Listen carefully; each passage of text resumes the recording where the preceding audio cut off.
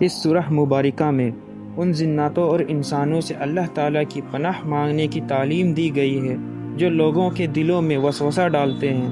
آئیے جانتے ہیں اس سورت سے ہمیں اللہ تعالیٰ کیا کہنا چاہ رہا ہے اور یہ سورہ نازل کیوں ہوئی اور کہاں نازل ہوئی۔ سورہ الناس زیادہ صحیح قول کے مطابق مدینۃ المنورہ میں نازل ہوئی۔ اس سورت میں 1 رکوع اور 6 آیتیں ہیں۔ اس سورت کا نام الناس کیوں رکھا گیا ہے اور الناس کا مطلب کیا ہے؟ عربی لفظ میں انسانوں کو الناس کہتے ہیں اور اسی سورت کی پہلی آیت میں ہی یہ لفظ موجود ہے، اسی وجہ سے اس سورت کو الناس کہتے ہیں۔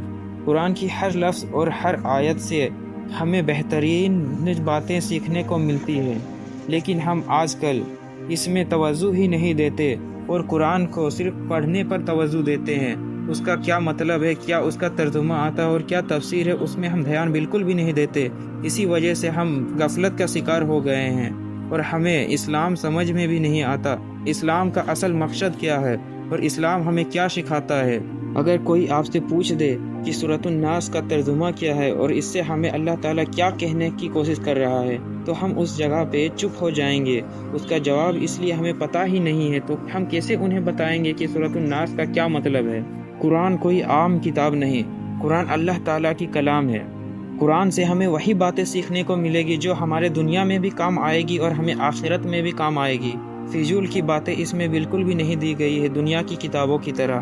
آئیے اب دیکھتے ہیں سورۃ الناس کا ترجمہ اور تفسیر، اور سورۃ الناس ہمارے لیے کیوں نازل کی گئی ہے اور ہمیں اس سے کیا فائدہ حاصل ہوگا۔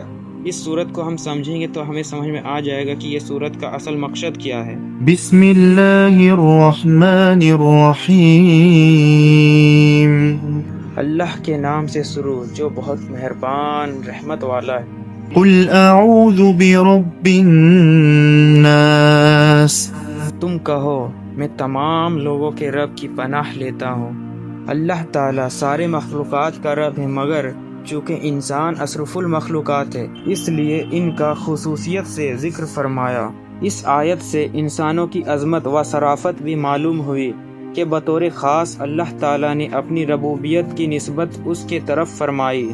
علماء نے یہاں یہ نقطہ بیان فرمایا ہے کہ اس صورت میں 5 مرتبہ لفظ الناس آیا ہے۔ اس میں حکمت یہ ہے کہ چونکہ انسان بچپن میں صرف پرورش ہی پاتا ہے، اسی لیے سب سے پہلے رب الناس یعنی ربوبیت والے شخص کا ذکر فرمایا۔ جبکہ انسان جوانی میں مست ہو کر بے راہ ہو جاتا ہے، اس وقت اس پر قانونی گرفت کی ضرورت ہے، اسی لیے یہاں مالک الناس یعنی لوگوں کا بادشاہ فرمایا۔ اور چونکہ انسان بڑھاپے میں عبادت میں مشغول ہوتا ہے، اسی لیے تیسری جگہ اللہ تعالیٰ کی صفت الوہیت اور معبودیت کا ذکر فرمایا یعنی الہ الناس۔ چوتھی جگہ الناس سے صالحین مراد ہو سکتی ہے کہ شیطان عموماً انہیں ہی وسوسوں کے ذریعے عبادت سے ہٹانے کی کوشش کرتا ہے۔ اور 5ویں جگہ الناس سے مراد سرپسند اور فسادی لوگ ہو سکتے ہیں کہ وہاں لوگوں کے سر سے پناہ مانگی گئی ہے۔ ملک الناس۔ تمام لوگوں کا بادشاہ یعنی ان کے کاموں کی تدبیر فرمانے والا ہے، اور سب کا حقیقی حاکم و مالک کے دنیا میں بھی کسی کو حکومت و ملکیت ملے تو اسی کی عطا سے ملتی ہے۔ الہ الناس۔ تمام لوگوں کا معبود ہونا اسی کے ساتھ خاص ہے، اور سارے لوگوں کا حقیقی معبود وہی ہے۔ من شر الوسواس الخناس۔ بار بار وسوسہ ڈالنے والے، چھپ جانے والے کے سر سے، اس سے مراد شیطان ہے، اور یہ اسی کی عادت ہے کہ انسان جب غافل ہوتا ہے تو اس کے دل میں وسوسہ ڈالتا ہے، اور جب انسان اللہ تعالیٰ کا ذکر کرتا ہے تو شیطان دبک رہتا ہے اور ہٹ جاتا ہے۔ وسوسہ اور الہام دونوں الگ چیزیں ہیں، یاد رہے۔ برے خیال کو وسوسہ کہا جاتا ہے، جبکہ اچھے خیال کو الہام۔ وسوسہ شیطان کی طرف سے ہے، لہٰذا اس پر لا حول پڑھنی چاہیے، اور الہام فرشتے کے ذریعے اللہ تعالیٰ کی طرف سے ہوتا ہے، اسی لیے اس پر اللہ تعالیٰ کا شکر کرنا چاہیے۔ نفس امارہ کے غلبے میں وسوسہ زیادہ ہوتی ہے، جبکہ نفس مطمئنہ کے غلبے میں الہام زیادہ۔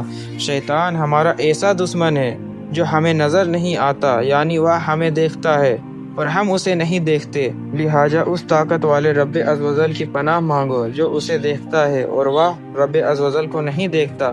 الذي يوسوس في صدور الناس، وہ جو لوگوں کے دلوں میں وسوسہ ڈالتا ہے، یعنی شیطان زبان و آواز سے نہیں بہکاتا بلکہ براہ راست دل میں اثر ڈالتا ہے، برے چیزوں کو اچھے کر دکھاتا ہے، خود دشمن ہے مگر دوستی کے لباس میں آتا ہے، پھر جیسا انسان ہو ویسا ہی اسے وسوسہ ڈالتا ہے۔ من الجنة والناس، جنوں اور انسانوں میں سے۔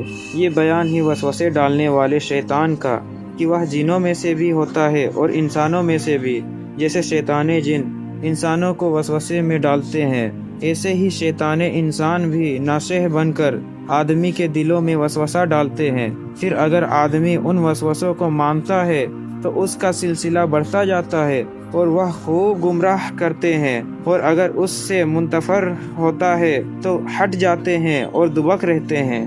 جنوں اور انسانوں کے شیاطین سے پناہ مانگے۔ آدمی کو چاہیے کہ جنوں کے شیاطین کے شر سے بھی پناہ مانگے اور انسانوں کے شیاطین کے شر سے بھی۔ اس سلسلے میں یہاں ایک مفید وظیفہ پیش خدمت ہے۔ چنانچہ حضرت عائشہ صدیقہ رضی اللہ تعالیٰ عنہ فرماتی ہے کہ رسول اللہ صلی اللہ تعالیٰ علیہ وآلہ وسلم رات کے وقت جب بستر مبارک پر تشریف لاتے تو اپنے دونوں دستے مبارک جمع فرما کر ان میں دم کرتے اور سورہ قل هو اللہ احد اور قل اعوذ برب الفلق اور قل اعوذ برب الناس پڑھ کر اپنے مبارک ہاتھوں کو سر مبارک سے لے کر تمام جسم اقدس پر پھیرتے جہاں تک دستے مبارک پہنچ سکتی۔ یہ عمل 3 مرتبہ فرماتے۔ حضرت عبداللہ بن خبیب رضی اللہ تعالیٰ عنہ فرماتے ہیں، ہم پر ہلکی بارش ہوئی اور اس وقت اندھیرا چھایا ہوا تھا اور ہم نبی کریم صلی اللہ تعالیٰ علیہ وآلہ وسلم کا انتظار کر رہے تھے تاکہ وہ آ کر ہمیں نماز پڑھائیں۔ پھر حضور پر نور صلی اللہ تعالیٰ علیہ وآلہ وسلم ہمیں نماز پڑھانے کے لیے تشریف لائیں اور ارشاد فرمایا، پڑھو۔ میں نے عرض کی، یا رسول اللہ صلی اللہ تعالیٰ علیہ وآلہ وسلم کیا پڑھوں؟ ارشاد فرمایا، صبح شام 3 بار قل هو اللہ احد، قل اعوذ برب الفلق، قل اعوذ برب الناس پڑھو۔ ان کے تلاوت کرنا تمہیں ہر بری چیز سے بچائے گا۔